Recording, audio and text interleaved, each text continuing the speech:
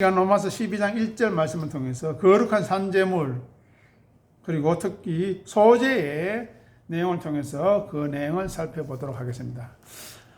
우리가 거룩한 산재물이라는 것을 생각할 때 놓치지 않아야 할 것은 바로 창조주 하나님, 전능하신 하나님, 영원하신 하나님 앞에 제물을 드린다는 것입니다. 그죠?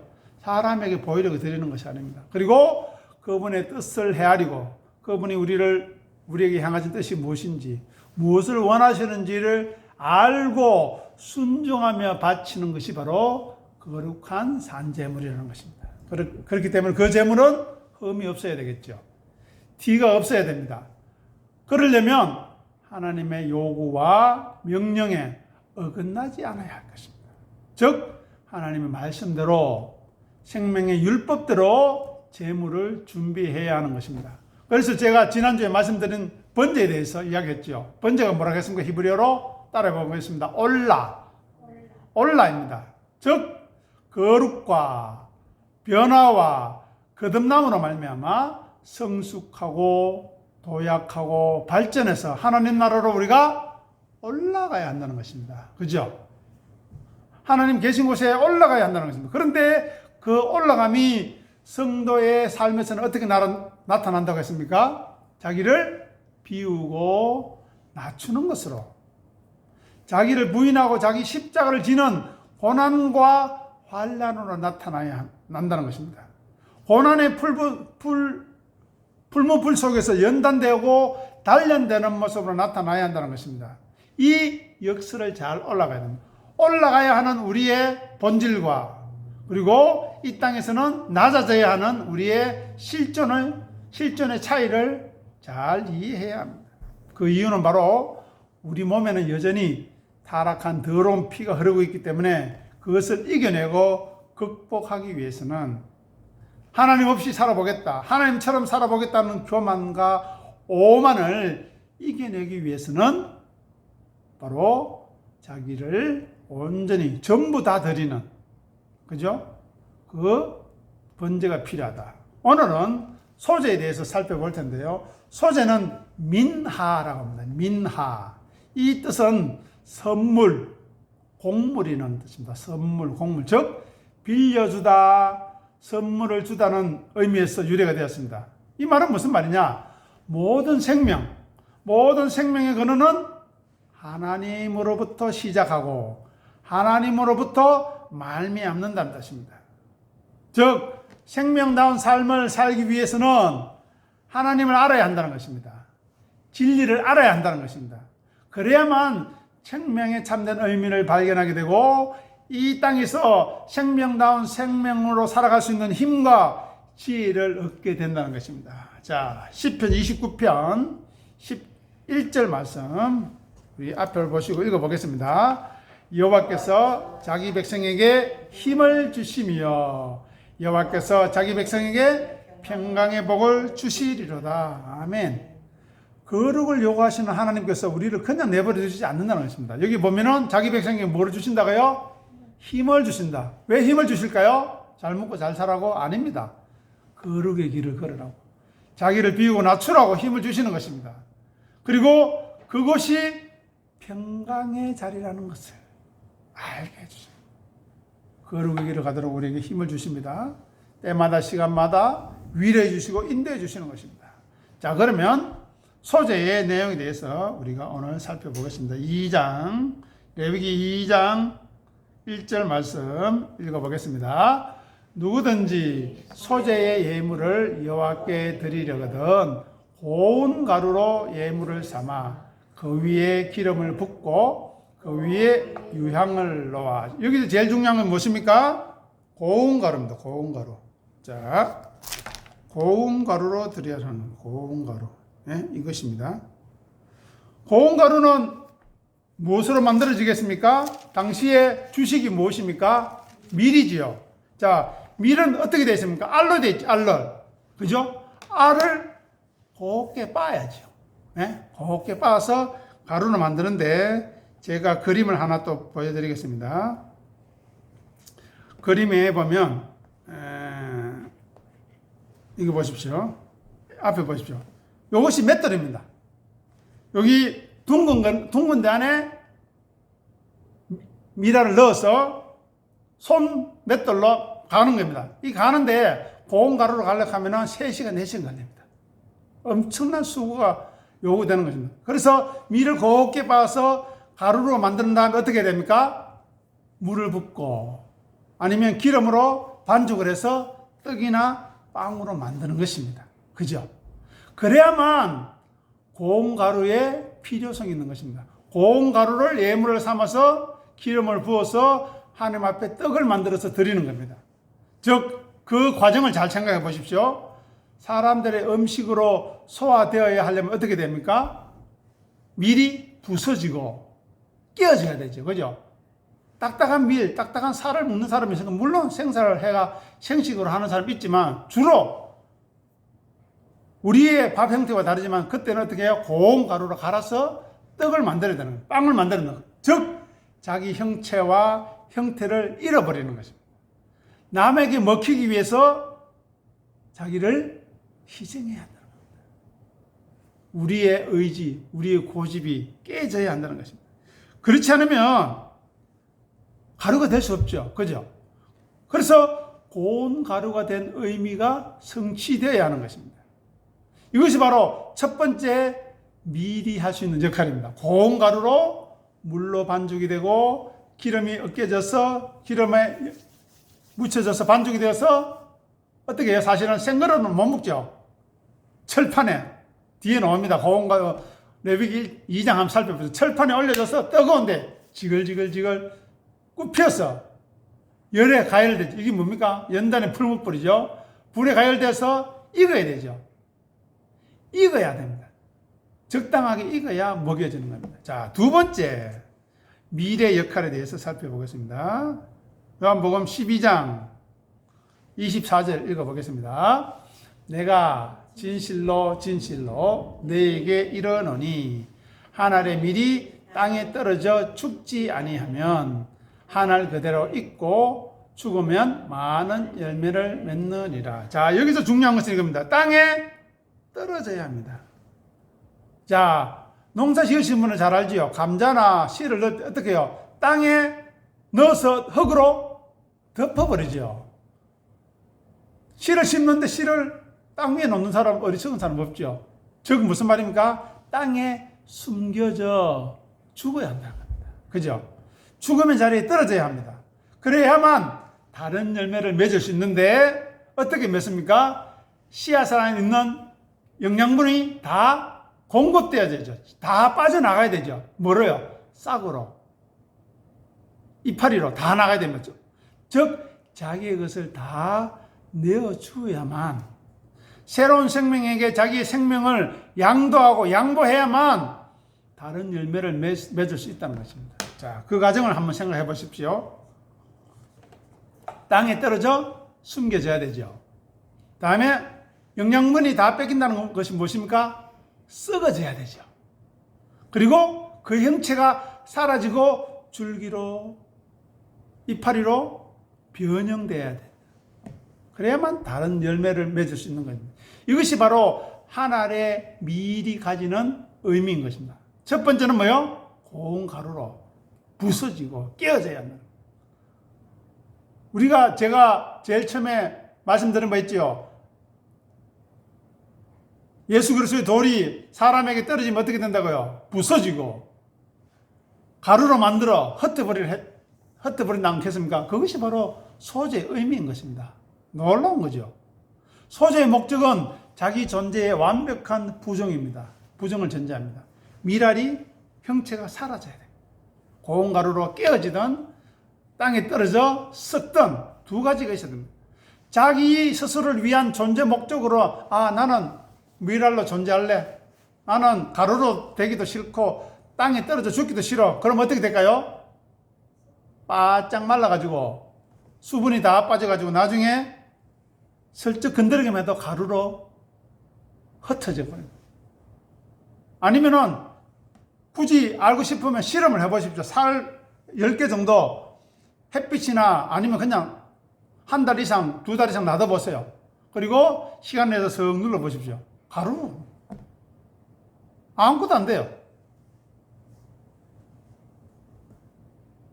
스스로 가루가 되든지 아니면 마귀 사탄에 의해서 가루가 되는 겁니다. 다른 생명을 살리기 위해서, 다른 생명을 세우기 위한 도구와 수단으로 사용되고 이용되어져야 하는 그 이유와 목적을 선명하게 이해해야 합니다. 알아야 돼요. 그래야만 하나님의 말씀에 순종할 수 있는 겁니다. 하나님의 말씀이 무엇입니까? 자기를 부인하고 자기 십자가를 지라는 그 말씀에 우리가 항복할 수 있는 것입니다. 왜 자기를 부인하고 십자가를 지라고 하느냐? 우리를 살리려고, 우리를 다른 열매 맺게 하려고, 우리를 뭐죠? 많은 열매 맺게 하려고. 보십시오. 죽지 않으면 하늘 그대로 있죠. 죽으면 많은 열매를 맺게 되는 겁니다. 어떻게 해야 되냐? 죽어야 되는 겁니다.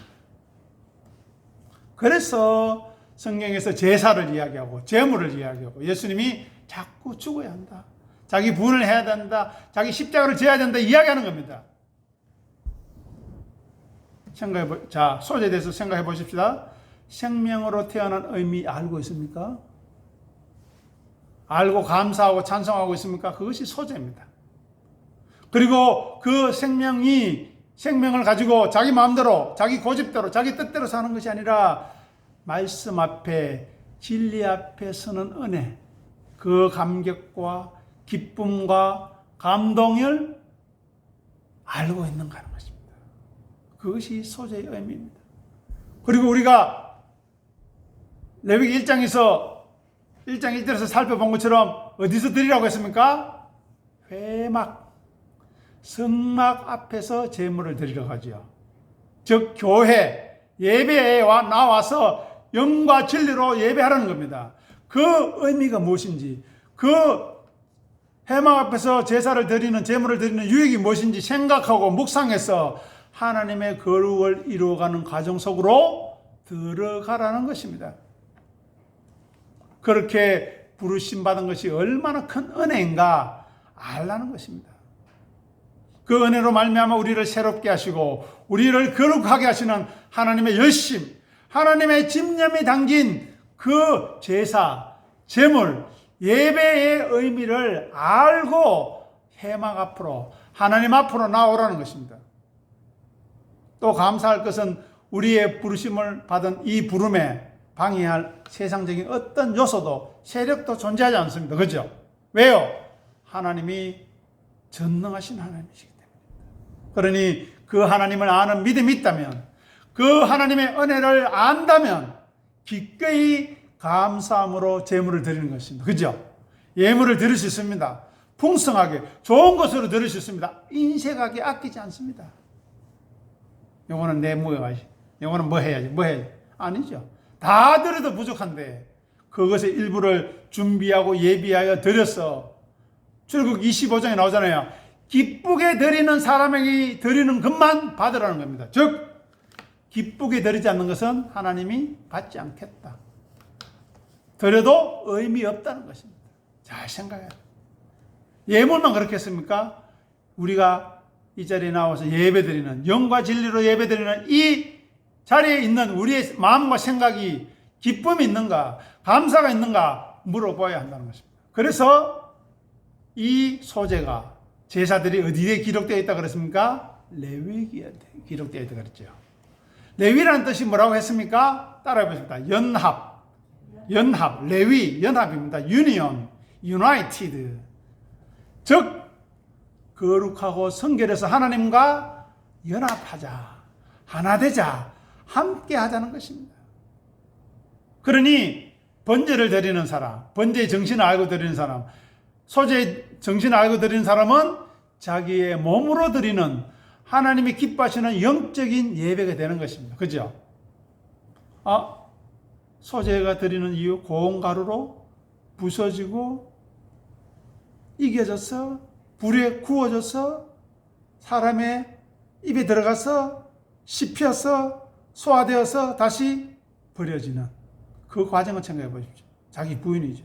그리고 한 알이 땅에 떨어져서 흙으로 덮여서 영양분을 다 내어주고 빼앗기고 새로운 생명으로 다른 열매를 맺는 원래의 미랄의 모습은 어떻게 해요? 없어지는 거죠. 사라지는 거죠. 그것이 자기 부인인 것입니다. 그래서 예수님은 나를 섬기려면, 사람이 나를 섬기려면 나를 따르라. 나를 따르려면 어떻게 해요? 자기를 부인하고 자기 십자가를 지고 나를 따를 것이니라. 그런데 이것이 불가능해요. 어려워요. 힘들어요.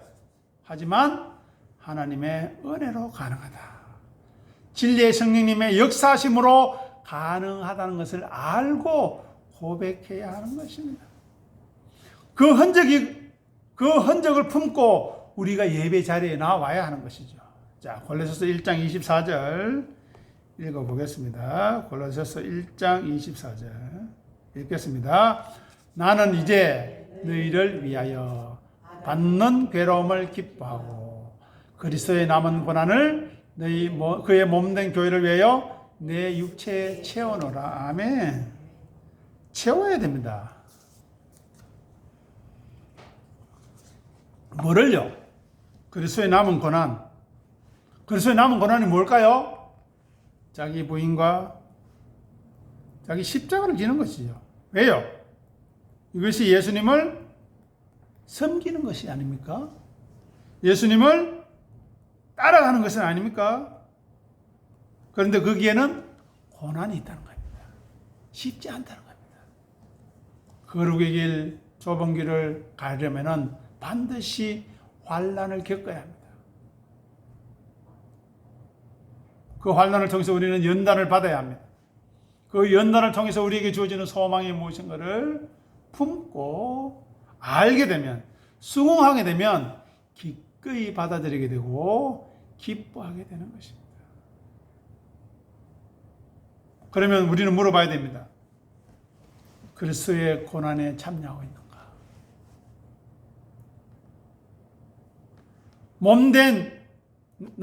내 몸된 교회, 그리고 우리 공동체로 부르는 이 교회를 위하여 우리는 자기를 부인하고 있는가? 자랑하려고 하지 않는가? 생각해야 하는 것입니다. 예수 그리스도의 피로 값주고 사신 이 교회를 위해서 받는 고난을, 괴로움을 기뻐하는가 하는 것입니다. 예수 그리스도의 고난의 대가로 세워진 이 교회가 얼마나 소중하고, 그리고 이 교회 안에서 드려지는 예배가 얼마나 귀한 것인지 알고 나아오는가 하는 것입니다. 그렇다면 그 10년간 반드시 예수 그리스도의 영광에 이르게 될 것입니다. 예수 그리스도의 영광에 참여하게 될 것입니다.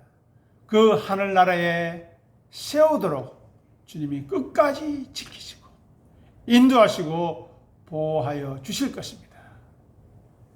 이제 마지막으로 베드로전서 4장 13절 읽어보겠습니다. 오히려 너희가 그리스도의 고난에 참여하는 것으로 즐거워하라. 이는 그의 영광을 나타내실 때에 너희로 즐거워하고 기뻐하게 하려 함이라. 아멘. 자, 이 즐거움이 있습니까? 그리스도의 고난에 참여하는 즐거움이 있습니까? 없죠. 그러면 우리는 잘못 믿는 겁니다. 그래야만 어떻게 약속하십니까? 그의 영광에 나타나실 때, 예수님이 오실 때에, 아니 진리의 성령님이 역사하실 때에 우리를 하여금 어떻게 해요? 즐거워하고 기뻐하게 하라. 그런데 왜 그리스도의 고난에 참여하지 않으십니까? 왜 자기를 부인하고 자기 십자가를 지지 않으려고 합니까? 왜 자꾸 자기를 드러내려고 하고, 자기 고집 피우고, 자기 생각만 나타내고, 자기 주장만 드러내려고 합니까? 그것은 죽지 않아서 그렇죠. 우리 모두가 살았는데 마치 좀비처럼, 생명은 없는데 좀비처럼 걸어 다니는 거예요. 그래서 좀비 영화가 유행하고 좀비 영화가 그렇게 많이 나오는 겁니다. 그 좀비 영화를 한번 자세히 살펴보십시오. 어떤 진리의 파편이 들어있는가? 왜 좀비여야 하는가? 옛날에는 강시죠. 죽은 시체가 쿵쿵쿵 뛰어다녀. 그것이 누구라고요? 예수 그리스도의 진리를 모르는 인간들. 믿는다고 하면서도 자기 욕심 채우려는 심령들, 자기 부인과 자기를 부인하지 않는 사람들, 그건 좀비입니다. 글쎄 고난에 참여하지 않는 사람들, 좀비입니다. 살아있지만 살아있는 것이 아니죠. 왜냐? 하나님은 아브라함과 이삭과 야곱의 하나님으로 산자의 하나님이지 죽은 자의 하나님이 아니시라는 겁니다. 그래서 하나님은 우리의 영만 모으는 염라대왕이 아니라 우리의 영과 더불어 새로운 몸을 덧입혀서 온전한 사람으로 우리를 받으시는 산자의 하나님이심을 꼭 기억하셔서 거룩한 산재물의 의미, 오늘 나누었던 소재의 의미를 잘 생각하셔서 나는 과연 소재를 올바르게 드리고 있는가 생각하여 하나님 앞에 기쁨의 순종, 하나님이 기뻐하시는 그런 믿음의 순종을 드리는 귀한 은혜가 우리 가운데 풍성하기를 간절히 소원합니다. 기도하겠습니다. 하나님 아버지, 은혜를 감사합니다. 오늘 이 시간 말씀을 통해서 우리를 권면하시고 말씀을 통해서 우리를 깨우쳐 주시니 감사합니다. 우리가 자기를 부인하고 자기 십자가를 져야 한다 하지만 그 방법이 무엇인지 올바로 알지 못했습니다. 하지만 레위기 제사마다 자기를 부인하는 방법을, 그 과정을 설명하시고 우리에게 따라오라고, 그렇게 살아야 한다고 요구하고 계십니다.